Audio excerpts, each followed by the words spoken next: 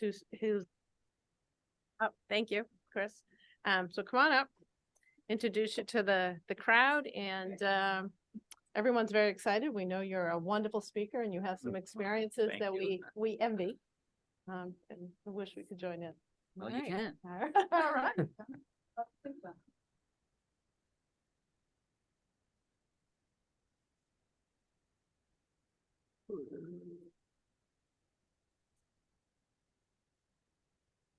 I'm going to share the screen, right?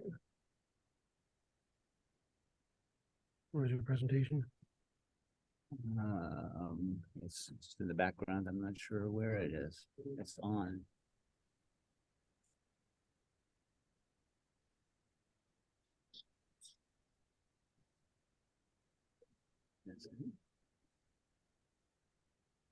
Where is that?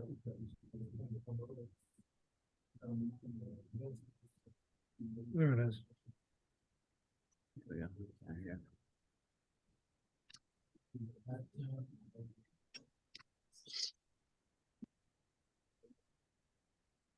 No, what happened? All right. Yeah, I know. Where'd it go? It's just up.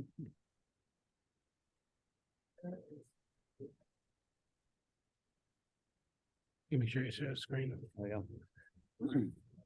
Hold on, you didn't share. All right. Pardon the technical difficulties. Sail, but I can't do this stuff. We're all jealous.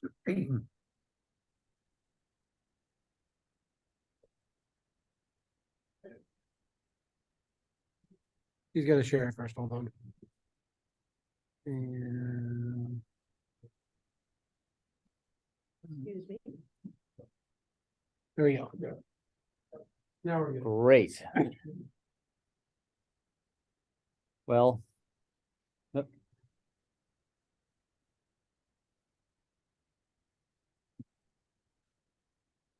Okay. It's great to be back here with you folks. Some of you may recall my wife and I were here in 2018, I think, talking about our passage from Maine to French Polynesia and up to Alaska. And then I did a Zoom like maybe 2 years ago. Volume. Ah, okay. I did a Zoom 2 years ago from the Indian Ocean passage. So it's good to be here live, which is always nice.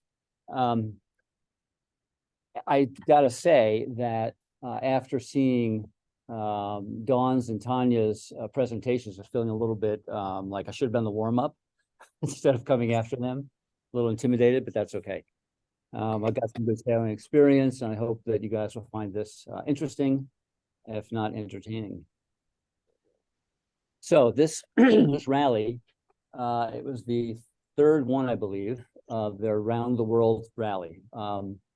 It started in January of 2022, and it ended in April of 2023. And they're starting the 2024-25 one now, so that's going to be going on soon. So this is just a map of where they're going, where they went. They started in Antigua officially. Some came from the Med and the UK, and then went to Antigua, then to Panama, where we went through the canal, and then Galapagos, and then the rest of it, you know, the Marquesas, the French Polynesia, Tonga. Well, not Tonga. Supposed to go to Tonga, but we didn't. Fiji, and I got off in Australia, and then they continued on from Darwin, which I'd already done, to Cape Town, and then Cape Town up to Grenada. So this rally is not for everyone. It's about a $50,000 entry fee, roughly, and that gets you only the organization and the coordination at countries, entering countries, and marinas, and weather routing, you know, weather briefings, and of course social events. But that also gets you a whole bevy of technical support. So there's 6 or 8 people that were going with the rally at every stop, fixing boat problems, and there were many. even with the brand new boats. They were trying to keep the warranty boats really happy, but everybody got the services, and they got thousands of dollars worth of free service as part of that. So doesn't pay for it, but it's quite the experience. This boat is still the one I was on. It was a 2002 56. All oysters on this rally, obviously. Huge cutter rig, huge hydraulic furling Genoa and main in mast furling main, big fat electric winches. It was really well decked out. We got connected with them through the Salty Dogs. He had put out an invitation in several arenas, and I'm a member of Salty Dogs, so I got that thing, and we sent them a letter. We did a Zoom, and then Heidi and I went down to Annapolis to meet them and look at the boat and see if this really made any sense for us. And everything fell into place. So we said, we're in. They said, we'll have you. And on we went. So we get down to Antigua on New Year's Eve, and projects. I thought the boat was well stocked with spares, which it was, but I thought that the projects were going to be complete, and they weren't. And that was like the refrain for the entire trip, just always the projects. But we had a lot of other fun too. So we went down there, and we were helping with the projects. I went up on the mast and checked the rigging up top. Everything looked good. We did a lot of provisioning, and we also had to do that safety at sea class. If you hadn't had one yourself within a year of the start of the rally, you had to do one down there. So that was good refresher, and it worked out really well. And then, of course, all the excitement with the send-off festivities, the steel drums and all the dancing people, and it was just a lot of fun. Everybody got quite excited. We're ready to roll. So off we went out of English Harbor. And this was on January 9th, the actual start date that was planned. And they fulfilled that, which was good. But some of the boats went back into English Harbor to keep working on their boats and projects. We went up to BVI to finish our projects, went up to Nanny Key and finished up there. There were several things. The generator was the biggest issue we had to contend with, because without the generator, they couldn't run the water maker. Because, and maybe you folks are familiar with this, to me, it didn't seem to make a lot of sense to have the water maker rely on the generator 240-volt system instead of a 120-volt system or 12-volt, where they were 20 with 120, where they could run off the generator. I mean, off the engine if the generator wasn't working. They didn't do that. It was 240. So without the generator, the whole thing could have been scuttled. If they got it fixed, and it was an ongoing problem for the whole trip, but it was working more than it wasn't. So we were able to make water and keep going. So we finally got started, and we were trying to figure out which way to go. A lot of boats were heading down to the ABCs to do some really good diving. I had been diving before when we were in the Caribbean and elsewhere, but I kind of gave it up for a long time. So I was not interested in the ABCs, and I wanted to spend, my wife and I both wanted to spend most of our time in Cunayala in Panama. That was our favorite place. So I was happy to skip the ABCs. Next one was maybe Cartagena.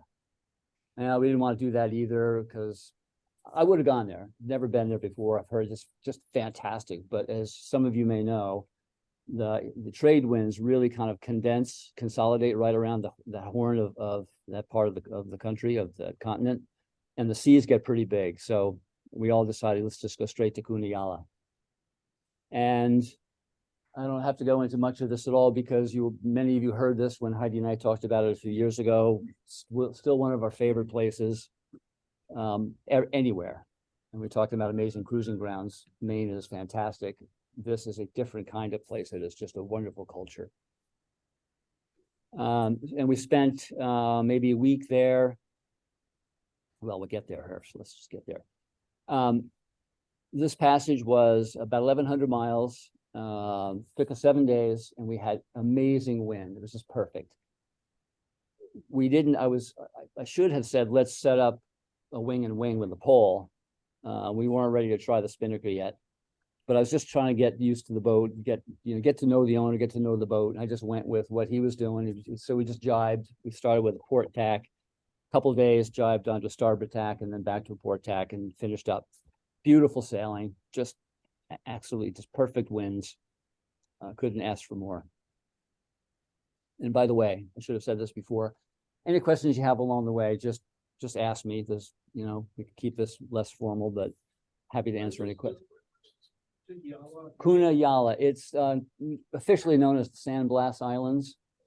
And if you come out of the canal and turn right, it's about 150, 125 miles over that way. It's on the way toward Colombia. And it's just an archipelago of hundreds of islands. And many of them form almost a reef, a barrier reef. It's not officially, but there's just so many islands. And so you're sailing kind of southeast, northwest with the northeast trades back and forth inside all these reefs. And it's like when one of the guys down there says all wind and no fetch. It's just beautiful. And the culture is, it's a very unique indigenous group of people down there. The main government sort of like lets them do their own thing. They don't bug them too much. Nobody outside of Cuneyala can have a business there. They don't have any hotels, I don't think any. Well, maybe they do now. No cruise boats. It's all just sailboats and local people. It's just a gorgeous place. So we got there because we entered the country in this place instead of going to Panama City first or Cologne first. The check-in was long and expensive. Took all day, but we finally got it done. And we had, as this one picture on the lower left, we call her a hitchhiker. Heidi named her Ruby, the blue-footed booby. We had many other hitchhikers on many of the other passages, but we only had this one guy on this one. Dennis, I hate to interrupt, but for the people on the Zoom call, we are only seeing your initial slide. We are not seeing the slides you're talking about. Oh, that's not good.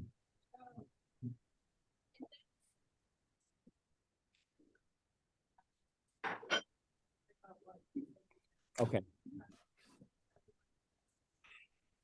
I know what he is, but not everybody might know what he. I'm sorry, it's Abaco, Bonaire, and Curacao. Is it Aruba? Aruba. See, I've never been.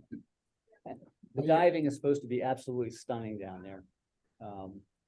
Aruba, that's right. Aruba's like the desert one, right? Yeah, that's not. Curacao, Bonaire. Dennis, Yeah. get me on the regular Zoom page again.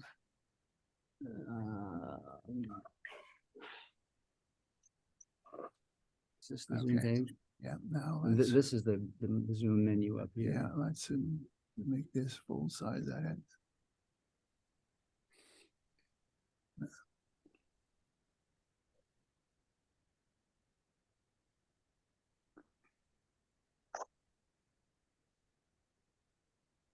Don't have my glasses, but I they, have a mouse if you want. I'll pull that down so it's easier to no, I'm see. trying to make it bigger. The green. Yeah, so down at the bottom, there's a presentation screen next to the plus and the minus. On this one, it seems to be on the top. She's talking about the Excel. Okay, what I'm looking for is a share screen, He is sharing. You're sharing the wrong thing. but yeah, okay, Yeah, okay, is it, can you see it now? you gotta share down here. That one, here, Oh, see what it says. 3 to the right, Go to the right, yeah. oh, that one. Yes. That's it. Now can you see? Which one are you looking at? We Yeah. still see the bird in the bottom left, but we have the preview slides on the left side. If that's still fine, though, we're on the right slide. Okay, well, I'll go back just a few so you can see some of the stuff. Not changing. Can you see it? No, it's not changing. Oh, it's not changing on the Zoom? Huh.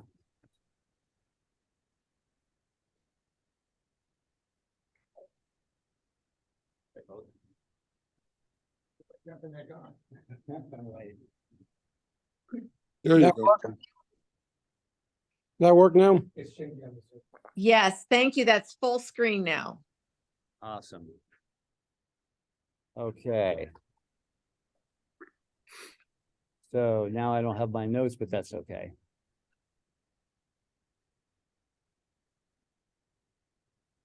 Okay, that was the start. Did you see that one? That's where we all left English Harbor. But some of us turned back around. You seeing that now out there in the Zoom? Okay, Yes. okay, good. And then this was just our little trip up to Tortola. We spent some time at Nanny Key. This was the ABC decision slide. And this was our arrival at Kuniyala. And then this was Ruby, the blue-footed, red-footed booby, red-footed booby. Anyway, so good, we're there. We had some fun times here. And in our presentation in 2018, Heidi and I talked about our passage from the Galapagos to the Marquesas. That one of the boats, that not in our little flotilla, but one of our friends who decided to skip the Galapagos and go straight to the Marquesas, he had some very bad luck with several aspects of his boat structure. And the short story is that they sank. They were rescued, but their boat sank about 1,000 miles or 600 miles off of Nukuhiva. Taken on water with crazy seas. We had a horrible passage. It was not a milk run at all. And so this couple on the lower right slide is Randy and Dawn, and they are the folks whose boat sunk. They went right out and got another boat. It's named Renaciente, which I think means resurrection or something. So they're back in the mix, which is awesome. So we left Kuniyala after a week or so, got to Shelter Bay. Shelter Bay is still Shelter Bay. It's a wonderful stopover or kickoff place to get to the canal. Great little restaurant, nice pool, nice place to have a G&T and hang out by the pool when you get off the boat and doing projects. Just handy, great place to do some provisioning, and then got ourselves ready to go through the canal. And this particular one, we always go at night. When we go Atlantic Pacific, you're always going in the afternoon, evening. So we ended up, we had 24 boats, or 23 at this point. And we were doing 2 groups of 12 and 11. And we're nesting 3 to a nest. And so we had to get ourselves all tied up together in the dark, and then approach the first lock at Gatun locks.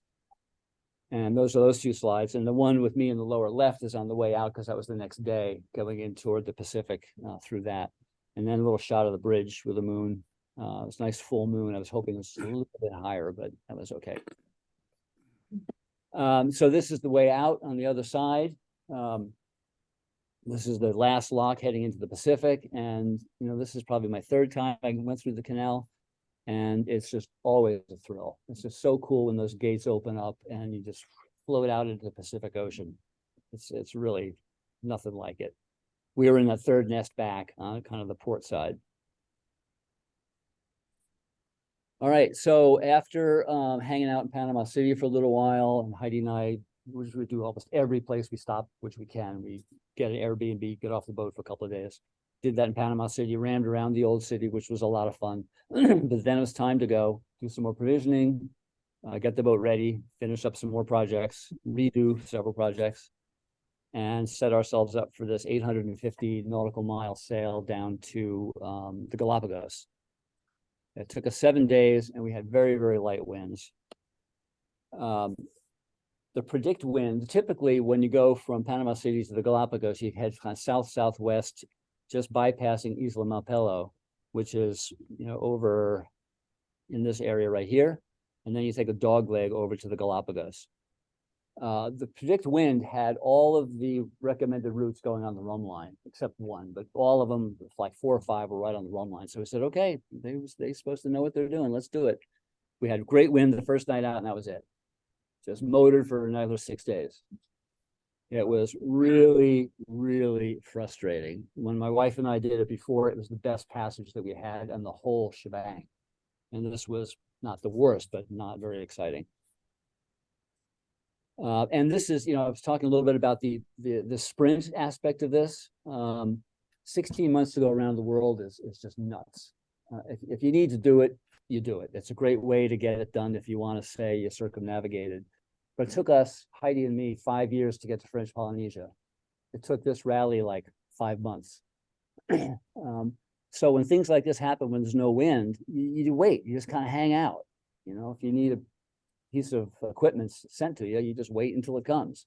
But these guys, nope, gotta go, because we just gotta stay on schedule.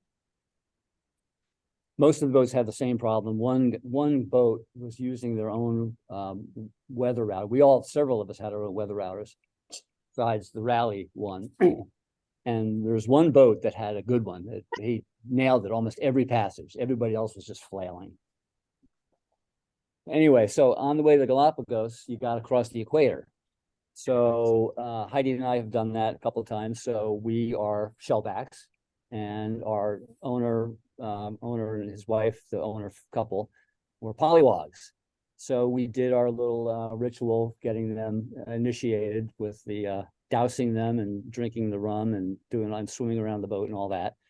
But when Heidi and I went through last time across, we did it with a buddy boat, and we kind of coordinated and sailed on this beautiful close reach across the equator. It was just absolutely fantastic. This one, no wind, we're motoring. So we talked to this boat that was near us, and we said, Shanti, it's like, let's just go across together. So they waited, or we waited, I forget who was first. And we went across together, and clearly these guys know what they were doing with the ritual, the ceremony. They had like 4 pollywogs on board, and they did it up. It was really fun. I got a whole bunch of amazing pictures of their shenanigans, but it was really excellent. So the swim around the boat is one of the things we like to do, and this time with clothes on. And one of the things you have to do before you go to the Galapagos, you have to make sure that your hull is clean of scum and barnacle and anything. They just don't want it coming into the Galapagos. So they require that you make sure your boat's clean before you come in. If it's not clean when you arrive, they send you back out 80 miles with a diver that you have to pay for to clean your hull, and then you come back. So it's really important to do what you can do. So I'm out there swimming around the boat, holding on with one hand, and got this little scrub brush going all the way around. I'm feeling these little prickly things. I don't know what was going on, but okay, just going around. About 2 hours after I got back out, I was just covered with welts. Apparently there was a bazillion little teeny tiny jellyfish just stinging me all over my body. So the first order of business in the Galapagos and San Cristobal was to get some cortisone cream. I could go on and on about the Galapagos. Some of you heard it before. I'm sorry, I don't have time to go wax poetic about it. It's just an amazing. Have anybody been there yet? Isn't it just fantastic? Yeah. It's hard to describe, but the wildlife, the sea life is just extraordinary. At San Cristobal, the sea lions kind of own the place. Over on Isabella, the marine iguanas own the place. On Santa Cruz, the tortoises own the place. It's just unbelievable, fantastic. This slide over here. Okay, so one of the things is you got to get off your boat onto the dock and up on the ramp so you can go into town. Well, these guys are all over the place, and I hope that you can hear this. I'm gonna. This is like, so you think you really want to get by, huh? What do I do here? Nope.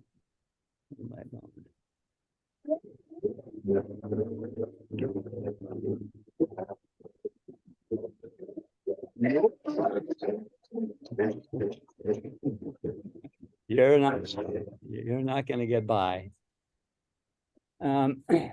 So as I say, we motored for like 6 days, so we not completely, but substantially depleted our diesel supply. So we had to get about 250 gallons in the Galapagos. Well, this is the way you do it there. You don't go to a nice dock with a pump and all that. This Punga comes out with 20 jerry jugs, and they have this little 12-volt pump, and they just go from jug to jug to jug to jug, and near the bottom of each one, they put it up on an angle so that we're getting it all. And we were very lucky because we got clean fuel. Somebody else, a couple of other boats got some not so clean fuel. By the time they got to the Marquesas, they had to like polish their entire tanks. We were very lucky. So we had maybe a week in San Cristobal. little tours around, checking things out, and a week over in Santa Cruz, doing the tortoises and go restaurants. That's the restaurant place at Santa Cruz, the middle island. The further west island, which is our favorite, is Isabella. We're required to check in San Cristobal and check out in Santa Cruz. And I talked to the official when we got on. I said, look, last time we were through, we were able to check out in Isabella. I said, well, yeah, because you're so many, we can't do that. But maybe we'll let you do it if you just let us know. Turns out the owner didn't want to do that. He just wanted to stick with the plan. So Heidi and I went over there, came back, and then we left, did some more provisioning. It's everything. It's the last thing you do at every stop. And then headed off to the Marquesas. And this was a 32+100-mile trip, 21 days. And this is where I started really believing that global warming, climate change is changing things, because we did not have, except for the Caribbean, I don't think we had any typical trade wind from the right direction from then on. It's supposed to be from the southeast, from all the way the big milk run, right, the sleigh ride. It was coming from the due east and north of east more than it was from southeast, and it was just nuts. But we did what we could. We ran the spinnaker we tried that for after like a couple of days. Well, before we go there, why this is like 3,200 plus miles and not a little bit shorter is because the weather prediction and the recommendation we got was to head south-southwest till about 5 or 6 south, and then pick up the trays and turn right.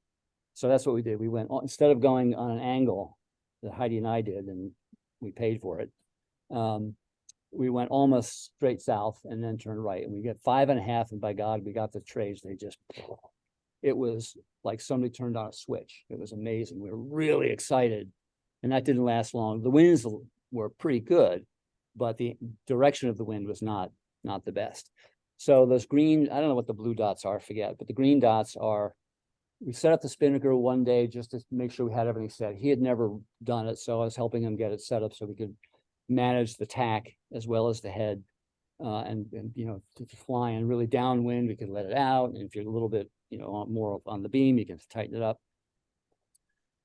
And we put it away, and then a couple of days later, said, okay, let's do it. Got perfect wind right behind us. Let's get the spinnaker out and go. It was massive sail. Very hard to handle. In fact, at one point, it went up so fast, if my hand or arm if the rope was wrapped around my arm, I would have been thrown overboard. It was just huge and strong. Boom! Finally wrestled it under control, got it going, and went for about 36 hours. And I was in my rack taking a nap, and I hear this pop. I went, oh, shit. I knew exactly what happened. And I hear, Dennis, get up here now. So I run up and start pulling this thing out of the water. And that was it for spinnaker for the rest of their journey. It turned out that some, I don't know what the term is, the plate where the halyard came out of the mast broke off or somehow failed. And then it had this chafing point that it just, there's no way it was not going to chafe through. So down it went, and off we went. Yeah. So just typical sunrises, sunsets along the way, just magnificent stuff. The instrumentation on this boat was quite cool. On the left side, typical stuff over the companionway, got, you know, boat speed, wind direction and speed, apparent and true. I think autopilot, and then the depth, which is obviously not showing anything out here. And then the multifunction device had all the standard stuff on it. Autopilot, you can make the chart small as part of, you know, the way it is on the left side with the wind below it, the true and apparent wind to the right, autopilot, and then all the stats, like waypoint distance and time, and course over the ground, course of the waypoint, all that stuff you guys have seen a million times. On the right side is the way we had it often, but we'd go back and forth depending on what the conditions were. But this one was really cool. I hadn't seen, I don't know if anybody else has one like this, but it's a 60-minute rolling log of the direction of the wind and the speed. And when it's red, you're on the starboard, and when it's green, you're on port. No, opposite, sorry. Green starboard, red port.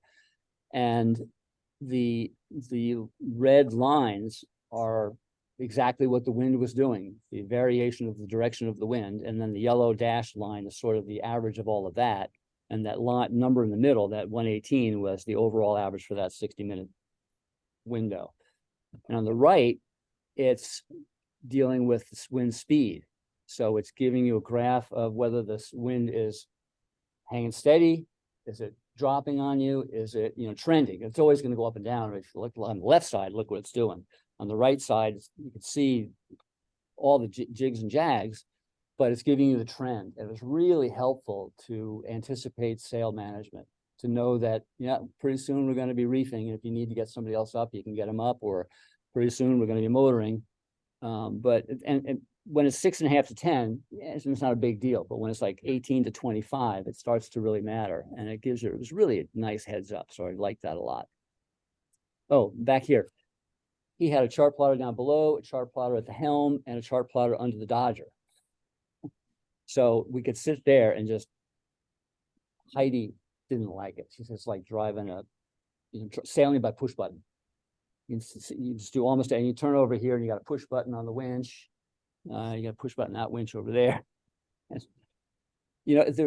I think the MO for these boats are the biggest boat that you can get and still handle by two people, a couple, to sail big passages. So everything is automated. And when it works, it's really, really cool. So after those 21 days, land ho, we always love to see that, no matter how long the passage is. You just love seeing that land. Your whole body is just swishing. Your equilibrium is just sloshing for like 21 days. And it's normal, right? And then when you get on land, you almost fall over. But anyway, great to get there. The Marquesas are fantastic. Anybody been there, French Polynesia? There's 5 island groups. First one is Marquesas. Next one is the Tuamotus. Next is the Societies, which is the Tahiti and Bora Bora and all that stuff. And then below the Tuamotus is, maybe you know this, one is the Gambiers and one is the Gambiers, and one is the begins with an A, I forget. But those are the other 2 main island groups. So those 5. The ones we usually go to are Marquesas, Tuamotus, and then the Societies. Nukuhiva is it's a wonderful, beautiful place. Not only are you back out after 3 weeks of passage, it's just a wonderful place to hang out and relax and explore. But we discovered the generator still wasn't working. It was working sometimes, not sometimes. So an ongoing headache. The crew holding tank, we were convinced by the time we got to the Marquesas, was stuffed up and clogged. Wasn't going anywhere. Nothing was going out. We tried to take a wire and clean it from the top to get something going. Tried, the owner had a little 20-minute tank, so we tried to go underneath and try to get nothing. We hired a diver to come, go spend like an hour trying to get something going. Nothing happened. So we decided that we are going to skip Fatuhiva, which was really disappointing for everybody because the Bay of Virgins is just an unbelievable place. And that's where, from the last presentation about all this, Heidi had some major trauma when she was a child and created an escape plan to sail to this place that would cleanse her, and this Bay of Virgins and this emerald pool that she saw in some National Geographic in the library, and Gauguin and all of his art. She said, this is where I'm going to go to get cleansed. And when I met her, what do you want to do in your life? Like, I want to sail the French Polynesia, Bay of Virgins. Let's do it. So we had to miss that, unfortunately. She wrote the book. She's still trying to get it published. But that was a disappointment. So we decided, given the holding tank issue, we would share the owner's head and go sort of direct to Tahiti, where we could Had to haul the boat anyway to do some other stuff, so we'd fixed the holding tank there.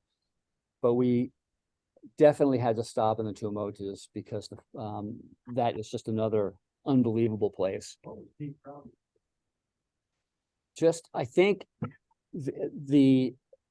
I think the hose, the main stiff 2-inch hose from the tank went down, took a hard turn and went all the way underneath the rest of the head and out into the center part of the plumbing and out. And to the to go out, and obviously we pump it out, but if we can, but out and see, just let it go. We couldn't get to it. It was too far from either end to find it with enough power, enough stuff to clean out. We weren't even sure what it was yet. So ultimately they took the hoses out, which took 2 or 3 big guys, all just like pulling as hard as they could to get, after it's all disconnected, obviously. Couldn't, it was just a bear. They finally got it out. I don't know what ultimately it was. I think it was just a clogged hose that we couldn't get to from one end to the other. What? We tried everything. Oh yeah, lots of vinegar. So we ended up skipping that and then skipping the other parts of the Marquesas. We went to Facarava, and I'll show you that slide in a minute. And then off to the societies. But the other reason for making haste to Tahiti was that Heidi again got a parasite in the Galapagos, and it was starting to act up by the time we got to the Marquesas. And last time that happened, we had one of our crew, one of our flotilla people was a colorectal surgeon. He said, "Oh, this is a XYZ worm. You need this stuff." So he gave her a script, went right to the pharmacy in Nukuhiva, got the stuff, and she was pretty much okay. This time, it was not going away. So anyway, that's next or later. But so that was the other reason to keep going. But on the way, this is the stuff you get to see. The sunrises and sunsets, but this is an alignment of Jupiter, Venus, Mars, and Saturn in a straight line. And I did this is April 22nd, 2022. And I did some research, and they said this happens like once every 1,000 years. Like, oh my God, no way, this is incredible. And recently I was looking at some other planet alignment stuff, and there were like 3 or 4 or 5 of them. And they said, oh, this happens every 20 years, 20, 30 years. So I don't know what, but it was really cool. And a friend of mine works up at the Portland airport, and he said, yeah, I saw that too, but it was kind of horizontal in the sky where I was. I said, how the hell does that happen? We're on the other side of the planet, obviously, but I still haven't completely got my mind wrapped around how I can see it vertically and he sees it hard. Yeah, it was very, very cool. But this is what it looks like in the Tuamotus. Every one you go to, it's just spectacular. This is Facarava. This is the only one we stopped at. We came in the north end, you go out the south end, and then head right over towards the societies. Just unbelievable, beautiful, pristine, clear water. All right, basically, these are those kind of atolls that you see in the movies all the time. You have the big, I think that the thing is that the volcano goes up, or landmass goes up, usually a volcano. Over thousands or millions of years, it creates a barrier reef, and then the volcano subsides, or the mass of Earth subsides and leaves the ring. And then so you've got inside these things, you've got 100, 150, 200 feet deep water, except where what we call the boomies come up. These little coral heads come up to within 3-5 feet of the surface. And so you got to watch out for those guys. But inside, getting in and out, you got to time it with the tides. It's like you guys dealing with the tides of these little island sluices around here. You sometimes you just can't go the wrong way, or you got to wait for slack. With these, you got to wait for just the right moment between when, and these tides are only like 18 inches, but they still, when there's that much water going through a very narrow gap, and most of these places have like 1 or 2 little gaps to get in and out, you got to really time it. And when we went through the first time, it was crazy. We almost hit the bottom.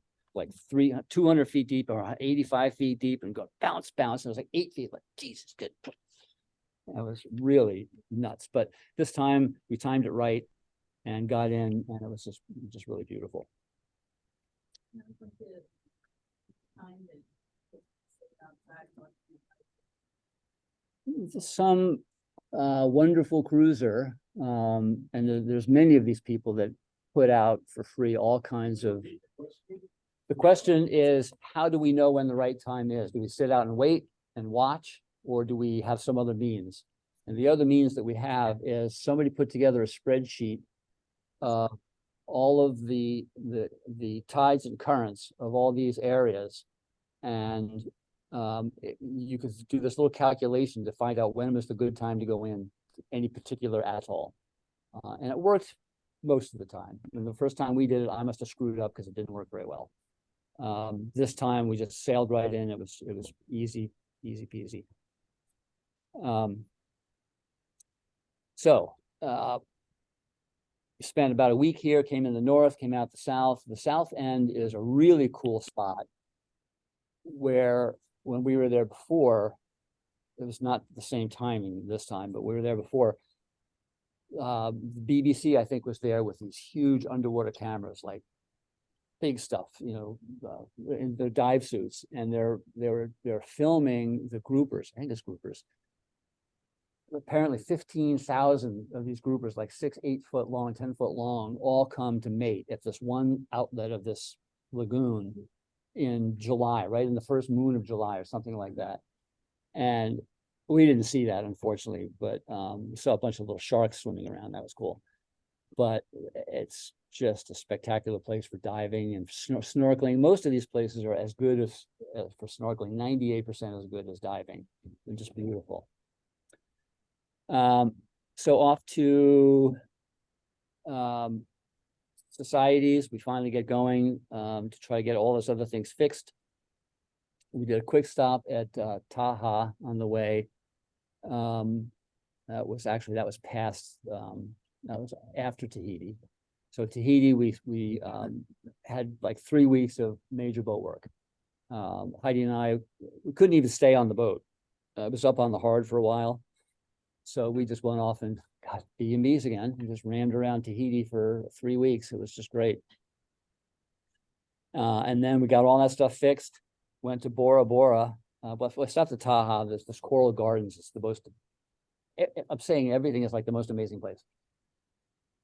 Each one is amazing in its own right, and they're all equally just crazy beautiful. The Taha, I showed you pictures last time. I don't have any now. Oh, yeah. Yes. Have you been there? I'm gonna be there in a week. Oh, good luck. Oh, fantastic. It is so amazing. You dinghy to the inside of that little channel, little canyon, and you walk to the far end, to the outside, the ocean side, and you bring a couple of baguettes with you, and you just climb in the water and you float with about a 4-knot current, and you just float down, and you can hold that little baguette. All these fish just come and they just swarm around you and just eat all your food. And oh, it's just magical. You're gonna absolutely go crazy. Love it. Yeah. Oh, and then one of the big, I think it was the quarter way across, we had a big party at Bora Bora, and that's where they got the dinghy stolen. Usually folks take their dinghy, if they don't put up in the davits, they at least, you know, get a little harness on it and they crank it up on the hip of the boat, just so it's out of the water and hard to steal. I mentioned this a couple of times, but you know, I'm not going to keep saying it. He left it out on the back of the boat. The next morning, where's the dinghy? It was gone. And but later on that afternoon, somebody called and said, I see your dinghy over by the hospital or over by something. We found the dinghy without the motor. That's the MO. They steal the dinghy, they get the motor, and they give you your dinghy back, sort of. So we took off with with a dinghy with no motor, and we had to get one next stop down. So Bora Bora to Fiji. This was, now Heidi had left, so There's now just the three of us. I should have said this before. We had a kind of a crazy watch schedule when Heidi, Alex was the owner, captain, and I and Carmel, his wife. Carmel didn't stand any watches. She kept us fed, kept the things organized down below, and hung out in the cockpit and would do things, help with, reefing and stuff. But she didn't stand watches. So the three of us did 3 on 6 off, but from 7 at night until 10 in the morning. And they had this like free for all during the day. And I was like, it just didn't make any sense to me. But we said, this is what you like. Let's just try it. It was horrible. You're in the cockpit. You don't know if you can go down, take a nap. Is he going to go take a nap soon? Do I, without knowing what you're supposed to do, it was just frustrating as hell. But now with the three of us, I said, okay, here's what we should do. Here's an option. We'll do 3 on 6 off with the three of us, and whoever's not on watch will take turns cleaning, cooking a meal and cleaning up after the meal, and then doing a wash. Those 3 things. And Carmel looked at Alex looked at Carmel, and she looked at me and she said, it's not going to work. There was no way Alex was going to do any cooking or cleaning. So I said, all right, well, Alex and I can do the 2 watches before 1 o'clock. Carmel does 1 to 4, and then Alex and I did the next 2, and then we back to the free fall in the daytime, which again was terrible. But it was an easy passage, 1,600 miles. I don't forget how long it took, but it wasn't bad at all. So it worked out for the 3 of us just fine.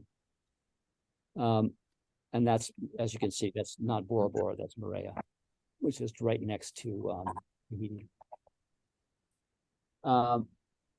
When we got to Fiji, we ended up getting a new crew there, which was fantastic.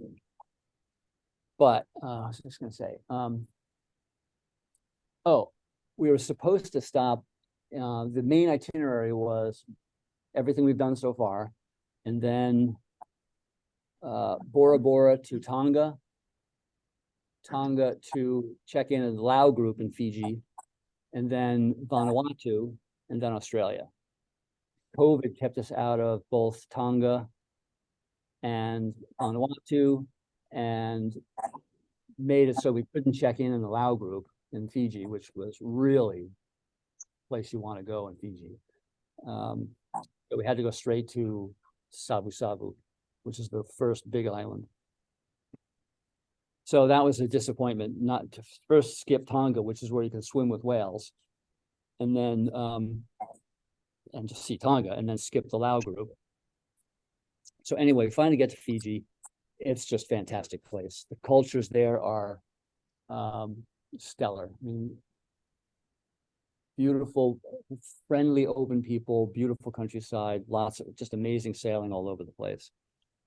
But what you need to do whenever you go to any new village, that when we're this other slide here, this was on an island called Ono Islands, a little town, a little village called Makara, and just south of the big island. I wrote them down. I don't have my notes, so I forget the name of it.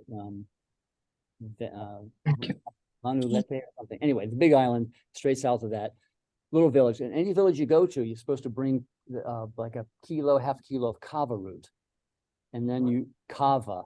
You've never heard of it. I had never heard of it until I went to Fiji. But it's the ceremony that you bring this offering to every village you go to, so that you can, kind of be accepted into the community, be allowed to go off your boat, on the beach, walk around, whatever you want to do. So you get on you get off your dinghy and you wait. If somebody's going to come greet you right away anyway, because they know you're coming, and they bring you to to the chief, and then they say, yes, where's your kava? They don't say that, but you give them the kava, and they take this stuff and they pound it into a powder, put it in a bag, and they put it in this big wooden bowl. And we have to wear the sarongs, the men have to be covered down to the ankles. Women have to have their shoulders covered. And they use collected rainwater, and they just keep like a tea bag, like this big with kava in it. Well, kava is kind of a narcotic. It has this very soporific effect. And these guys do this all the time. And the message here was, let's, one of the guys, the guy in the blue shirt, I think he said, well, you want to hear stories. So he said, let's hear some stories. We'll tell you some stories, before we can't talk anymore. But what they do is they make this tea, and this mud looking tea, in the big bowl, and then they pass it around to everybody in a half a coconut shell. And you drink this stuff, and you clap, like one good clap, and then you take a sip of this stuff. Chief does 3 claps for the whole ceremony. Very, very cool. That right-hand slide was on the Nemea Reef World Heritage Site kind of thing. I did a dive. I did a kind of a refresher dive one day. Then I went out on this 2-day thing the next couple of days later. Just beautiful diving down that reef. The woman on the bottom right is working on one of the very traditional mats that they have in Fiji. These women takes like 2 or 3 women 4 days to make one like 8x12 mat. We'll woven with this. I forget the name of the plant, but they're all over the place. And on that lower left picture, these guys were out there with this 24-foot diameter, 24-inch diameter log, and they squared it off, all 4 sides, and they started just walking down this 15-foot long log with a chainsaw. One chainsaw, and they're milling these planks like this. And they had like 2x12s by like 12 feet long. And they had a stack of them. It was like, you guys are good. So Fiji was quite the experience. We picked up Alinka, a Dutch woman, for the 4th crew, and we went to a proper 3-on-6-off 24-hour cycle, and that just made everything work so much better. So this is now, I don't know if I can move this thing up or not. Yeah. Legs 6 and 7, Fiji to Australia via New Caledonia. Since we couldn't go to Vanuatu, we went to Noumea in New Caledonia. The sail or Alinka joined us, and the first one out of the gate for her was the worst sail we had in the whole passage. It's short, like only 600 miles, 700 miles or something. It was terrible. Winds, seas, was just a mess. So we got to Noumea, New Caledonia, and it was like, just get inside that reef, and everything just stopped. And given the schedule, again, rush. We only had a week there. We couldn't go off and explore other places, had projects. And we just hung out on the boat in the marina restaurants for 5-6 days and left. It was really disappointing. But again, my whole MO was finishing out my own circumnavigation. So some of these things were like, look, this is the schedule. This is what you're doing. Okay. But then from New Caledonia to basically the end of this piece for me. The end started at Mackay, which is on obviously the east coast of Australia, right below the Whitsundays. You've all heard about the Whitsundays?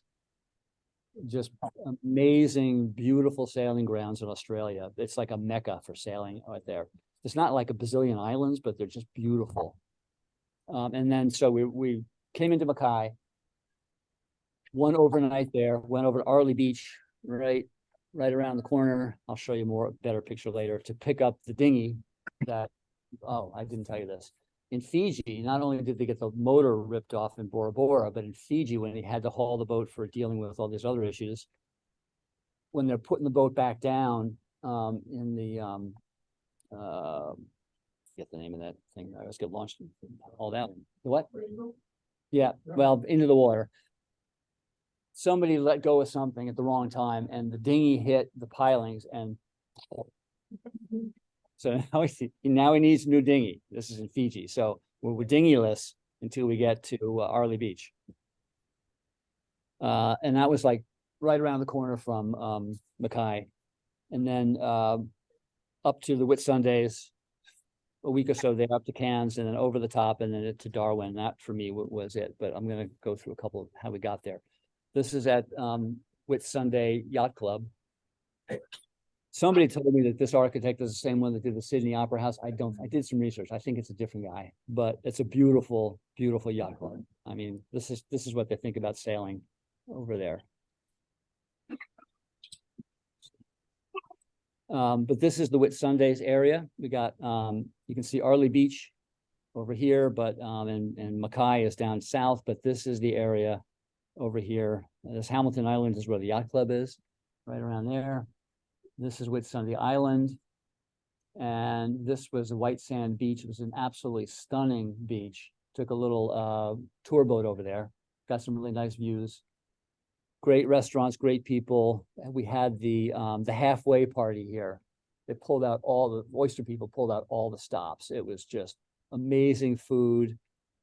That one course was served with all the waiters came out with goggles and snorkels. It was really a lot of fun. So this is a view from the top of that beach area where I was pointing at the southeast end of that beach. You go take a walk up top and just those are the islands, the mainland, just beautiful, beautiful scenery. And then around Cairns, I spent like 2-3 weeks in Cairns. Again, the B&B routine. Ilinka and I rented a car, just drove out of the countryside to the west up in the hills outside of town. Gorgeous terrain. This little display down here, they had some festival going on while we were there during about a week. And this actually was a mobile thing. I mean, there's a projector. There was a screen you couldn't see, as you can't see in this photo. And the turtle and the fish were swimming around that tree, just around and around, and it was just magical. Waterfalls everywhere, all over the place. And this is over the top. The other picture, we went up the coast inside the Great Barrier Reef, dodging coral heads, all around, but basically staying inside the reef. Over the top of the Cape, I forget the name of that cape. It's been, anyway. Took a left and went through the Endeavour Strait. The Torres Strait is the big one just above that, but we went on the little one just below it called the Endeavour Strait. Over across the top of the Gulf of Carpentaria, which is this gulf here. And then across the Arafura Sea, and then come into Darwin, where I got off the boat. And that was my last sunrise of my passage, right outside of Darwin coming in. And that's it.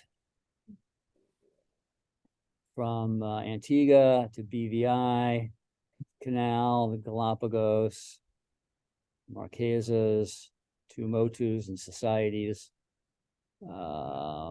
Fiji, New Caledonia, and then Australia. So, total budget. Well, this is only halfway, right? They kept on. In fact, I met up with them in Grenada when they got back. We went down there for a little. I was supposed to go from Cape Town to Grenada, so Heidi had this place arranged to go stay. So we went out and stayed there anyway. Halfway, it's hard to tell. It was 50,000 for the fee, and then thousands more for marinas and country check-ins, provisioning. We contributed to the provisioning, but not to the. And we had to pay our own crew fee, which is $1,800 to go all the way around per person, besides the owners. So they got so many free labor hours. It was probably like $5,000 or $10,000 worth of labor they got out of the deal. So, but that was in the 50,000 to go all the way around. I don't know.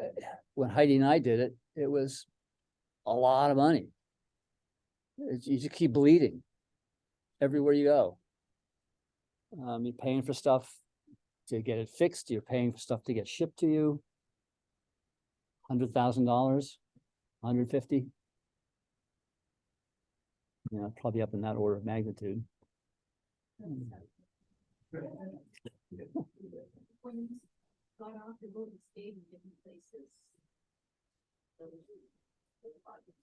Oh, those were not much. Couple, $300-500 here and there.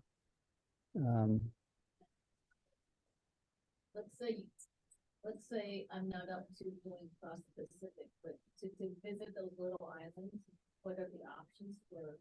Or like, you talk about the Tuamotus or anywhere in French Polynesia? But you don't want to sail there. Yeah, you can fly there, and then you can do chart. There are all kinds of tour boats all around there. You can probably charter a boat. Yeah, I'm sure you can charter a boat yourself there. I don't know. I suspect you can. I mean, there's airports. You can fly to Tahiti and Woodstock, which is Bora Bora. If you don't want to travel. When Heidi and I were in Fakarava, her son Nico flew out to Tahiti and then flew over to Fakarava. There's an airport in Fakarava. And we hooked up with him there and then sailed over to Tahiti and beyond. There's ways to do all that stuff. I don't know them. But I was going to say, for anybody who wants to crew on any of these things, there's several really good, you probably know of many of these, but there's like findacrew.net. There's offshore passage opportunities. There's the Ocean Crew Link. There's Salty Dogs. And there's probably many others. And the Oyster thing, they're now organizing for the 2024 rally. And I'm sure people need crew. So it's very cool. I know what the military calls it for their aircraft system. It's like the ratio of how many service hours it gets down, the maintenance hours it gets. So your number of fallouts and kind of major repairs, very typical for the other boats in that. You have good luck, bad luck. It's typical. Many of even the brand new boats were having major issues. They had to get hauled out for fixed. One of them had the gate at the back, the swim gate. You know, it's hydraulic.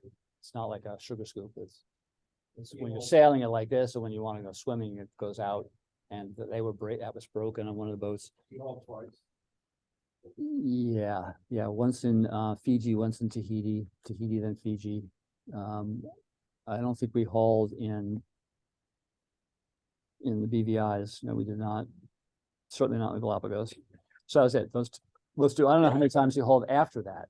Because they went up to Indonesia from Darwin, down to Cocos Keeling across the Indian Ocean, stopped at Mauritius, maybe Reunion, and then over to Durban in South Africa, and then around underneath to Cape Town. And they could easily have done more in Cape Town. I don't know. For us East Coast kids, looking forward to it. A 3,200-mile leg. It's a lot of empty out there. There's one spot that we kind of calculated this out. I think it's not the official one, but there's one spot out there where it's more than 1,000 miles to any point of land in any direction. I think that's cool as hell. I love getting off the shelf. Oh, you're right. No, but a lot of people had some pretty sophisticated satellite connectivity. This guy couldn't get his going because he couldn't fix the firewall. So whenever he tried to do a link, it downloaded everything, all the spam, everything that you would get on your computer, and like $1,000 like that. So he just said, I'm not doing this anymore. When we did it, we got all our email through SSD. That worked out great. I'm sorry, a single sideband radio, high frequency stuff, 4 megs up to like 16, 20 megs. Yeah, not speed, frequencies. Yeah, no, speed was like a 0.2 megs, 0.1. Hey, Dennis, this is Alex. Can you hear me I'm on Zoom. Alex, I can hear you. Great. A rather fantastic presentation. Thanks so much. I'm really excited and very envious. A rather pedantic sort of question. I've only ever been in moderate seas, 6-8 foot sort of stuff. And obviously you've been in some pretty big seas. How does a crew and a boat carry on living when you've got seas like, 10, 20 feet or whatever you have to go through in storms? I couldn't even move around to the bathroom in the 6-foot seas I put up with. How do you deal with that? How do you eat and go to bed? Usually the seas, I mean, the whole thing about the timing for all these passages is staying out of the cyclone seasons, the hurricane seasons, all that. So you're really, the only kind of storms you get are squalls and fronts that come through, and they can get nasty, certainly, but it's not the big sustained stuff. The biggest sustained stuff is probably around Cartagena area, but for us, I think we never saw more than like 15-foot waves. And those are almost always off the quarter. You try to get them off the quarter because the trades are always coming from behind you, either, you know, port starboard or directly, but most of the wave trains are coming from behind you. When Heidi and I did it, they were coming from a beam, 2 different wave trains coming from a beam, and that was really nasty. Then we're getting what you're talking about, Alex, just getting thrown all over the boat. There's a lot of rolling. There was one part on that one passage I said from Fiji to New Caledonia, which was so horrible. I was getting thrown around in the forward berth. Usually you don't even stay in the forward berth, but I liked it was big. I liked it up there, and for most part, it was very comfortable. This particular passage, I was just getting thrown around up there. The hatch was leaking on my head. I ended up going out into the main saloon, just curling up on a settee in the saloon, 2 nights in a row. There was on the Indian Ocean passage, that was another one where we had like probably 12 to 15-foot following seas rolling. And when they're following like that, you do a lot of rolling, and it really can get old. You grin and bear it. What about food? Do you have to rely on dry food? Oh, no. It rarely gets so well. It's rarely bad long enough to not be able to eat well. But sometimes you're doing peanut butter on bread. Okay. Crackers, yep. Did you get to surf any of those long, big waves? Yeah, sometimes we go way over our hull speed. Yeah, it's really fun. Like 12, 14 knots. Yeah. It's just for an instant, but it's very cool. Highest wind we saw, probably not over 28 or 30 knots. Yeah, and maybe there was a squall, but I don't think it ever hit 40. Not for any sustained amount of time where you'd see the effects of that, the spray and everything, but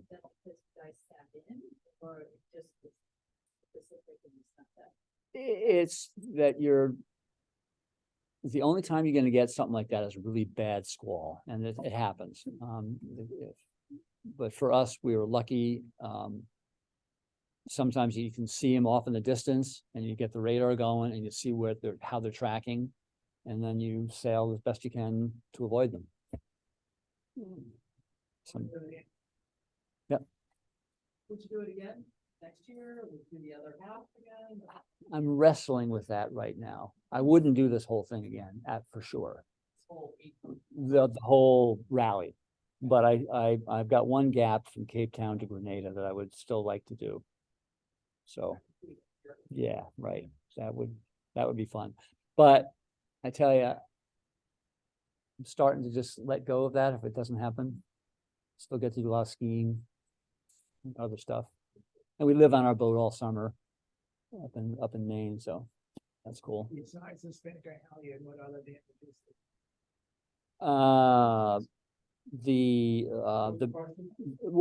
Besides the Spinnaker problem, what other big issues did we have to deal with? The only other big issue was the bearings of the rudder. They had to haul out and drop the rudder and redo all the bearings. Most everything else was just crawling around the boat, getting things fixed. So I was doing a lot of crawling around, working on pumps. Did you replace the bearings or you put shins in them? I think he replaced them. Yeah. The Oyster folks were pretty amazing with their resources. And one thing was cool. One fix. This guy had spares for everything. It really was impressed. The mainsail furling system is hydraulic, and the main shaft, mullion, whatever that term is, I don't know these terms. I don't have one. Has this hard plastic thing that kind of pops over. It's really like pressed on, and it's like 3 sides, and it's just press on this thing and it's there. And that's what called, I think, the luff. the left guide or something. Anyway, this thing goes from all the way up this 65 some odd foot mast. And we were bringing the sail in at one point and something went kaplunk on the deck. What the hell was that? And a piece, about a 3-foot piece of that continuous luff roller thing fell onto the deck. And so we were nearby or we're close to the next port, and one of the guys said, well, he raised up, it was at the top. So what he did was he raised it from the tack as far as you could get up, and then we had to put a new piece in. Well, the owner had several pieces, like 4-foot long pieces of this stuff under the settee in the main saloon. Like, geez, crow. He had a spare for everything. We ended up getting that all fixed and everything was great. You had a question, keep. Can I ask, what kind of steering did you have? Did you have vane steering?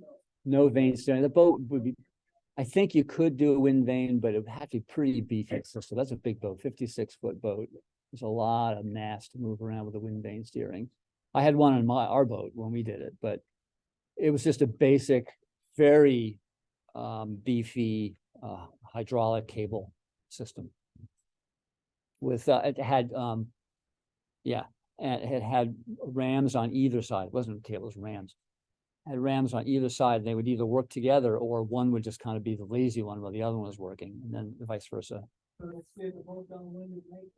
Oh yeah. Very rarely do we have to take it, disengage that and steer the boat. It was very hard to steer the boat, frankly, just regular steering. It was very slow to respond and easy to oversteer. It wasn't the best that way. Very well built boat, very comfortable. Go anywhere in the world with it, but it had its limitations. Yeah. Power being used here, obviously, the autopilot, and you got a reefer going all the time. Where's all the power coming? That's- If your generator is dead. That's becomes a problem. And whenever the generator died,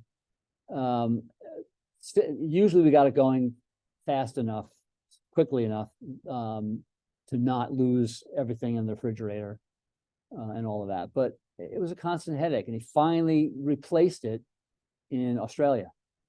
Just took the whole thing out, put in a whole brand new one.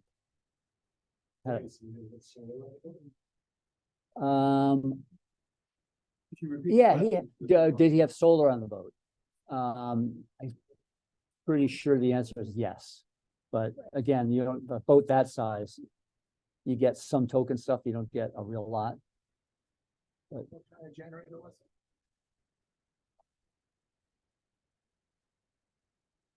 I forget. What are some of the real good ones that Oyster might use? Probably a Westerbeek is what comes to my mind. So you had to preheat it.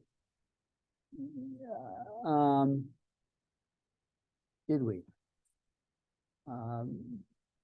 Whenever we started it, we turn one switch, wait 30 seconds. Yeah, so I guess it was preheating it. Yep. Anybody else? How much water did you carry in the tank? It's like, if the water maker. If you lost your generator first. Like 200 gallons or something, I think. 250, I think. How long could you stretch the 200 gallons? We never, I don't know. We never had to. Things always ended up working. It was a headache, but they always ended up working. When my wife and I took off, we had a 39-foot boat and we had 140 gallons of water and a water maker. And 175 gallons of fuel. 3 tanks. That was a good boat. That was a Shearwater 39. Really nice boat. You still pretty late? Yeah. Oh yeah. Yeah, I just put her on the hard last week. Just was building the framework for the canvas yesterday. Love her. Love her. She's fantastic. There's a couple of other ones right up in the Portsmouth area too. Yeah. You know, what the difference between the ones behind, same length, but they're. Very different boats. Yep. So when you're using the 3 on 6 off, did you use dog watches? You just got the same rotation all the way around? Didn't use what? Dog watches? So No. shorter than- No, 3 on 6 off to me has been just fantastic. 3 on is just, you're just ready to get off, and a 6 off, you get a good sleep if you need it. You can really relax. I love it. 4 on 4 off. It's just never, ever, ever liked that one. The two, when Heidi and I were together, just the two of us, we did, it was 5-4-3. We did 5 on 5 off, 4 on 4 off, 3 on 3 off. And the theory there was that with a 5 off, you might get 1 4-hour chunk of sleep. And that worked out super. It's 8 at night to like 1 and 1 to 6, and then 4, 4, and then 3, 3. Anybody else out there with any other questions? You even gone, you gone. Okay. Thank you very much. Thank you, Dennis. As always, love to have you here. Thank you very much. Great to have a member of our pelagic crew that does really cool things aside from just sailing around Boston on a weekend basis. So thank you for sharing what you've done. My pleasure. Appreciate it Thank you. greatly.